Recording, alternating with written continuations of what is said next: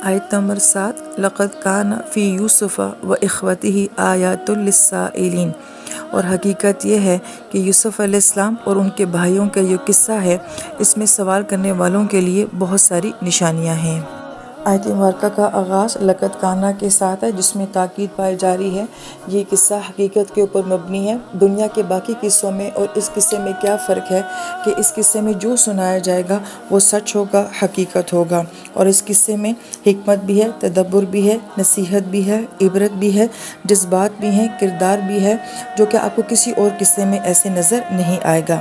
پھر یوسف علیہ السلام کو الگ بیان کیا گیا اور ان کے بھائیوں کو الگ بیان کیا گیا، یعنی کہ اس ایک قصے میں آپ کو کتنی زیادہ کردار جو ہیں وہ نظر آتے ہیں۔ آپ کو اس قصے میں باپ کا کردار، بیٹے کا کردار، بھائیوں کا کردار، پھر جہاں جو تاجر آپ کو فروخت کرتے ہیں مارکیٹ میں ان کے رویے، عزیز مصر اور ان کی بیوی جو کہ کسی دوسرے کی محبت میں مبتلا ہے ان کا کردار، ان کی نفسیات، اور پھر وہ ساری امیر عورتیں اور ان کے جذبات، اور اس پہ ان کے شوہروں کا جو ریئیکشن آتا ہے، مصر کی ثقافت نظر آتی ہے، وہاں کا ماحول نظر آتا ہے، اور ایک اچھا بادشاہ جس کو سچے خواب نظر آتے ہیں، اس کا اپنی عوام کے ساتھ تعلق نظر آتا ہے۔ یوسف علیہ السلام کی جیل میں 2 ساتھی ہیں، ان کے بھی 2 خواب ہیں، ان خوابوں کی بھی ایک حقیقت ہے۔ پھر آپ کا وہ بچھڑا ہوا بھائی، اس کے ساتھ آپ کا ایک تعلق نظر آتا ہے۔ پھر جب آپ وزیر خزانہ بن جاتے ہیں تو گویا کہ آپ کی قابلیت اور صلاحیت اس سے لوگوں کو نہیں بلکہ اپنے ملک کو ہی نہیں ساری دنیا کو نفع پہنچانا، تو گویا کہ ایک قصے کے اندر آپ کو بہت کچھ جو ہے وہ نظر آ رہا ہے۔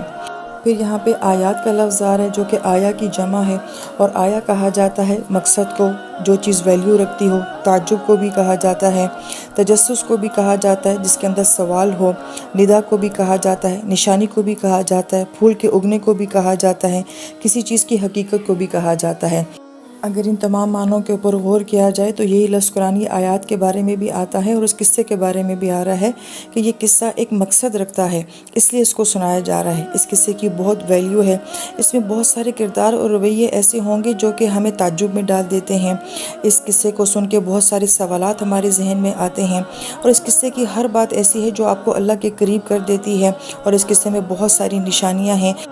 اور اس قصے میں بہت ساری باتیں ایسی ہیں کہ جس سے زندگی کے بہت سارے خوبصورت پہلو جو ہیں وہ ہمیں سمجھ آتے ہیں۔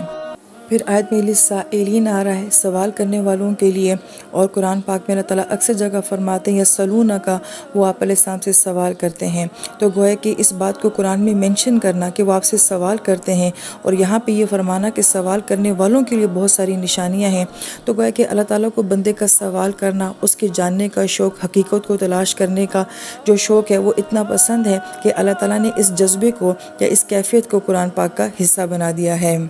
اور اس کے ساتھ ساتھ ہمیں یہ بات بھی سمجھ آتی ہے کہ اس قصے کا فہم، اس کی خوبصورتی، اس کی حکمت اسی انسان کو سمجھ آئے گی جس کے اندر جاننے کا شوق ہے، جسے علم کی تلاش ہے۔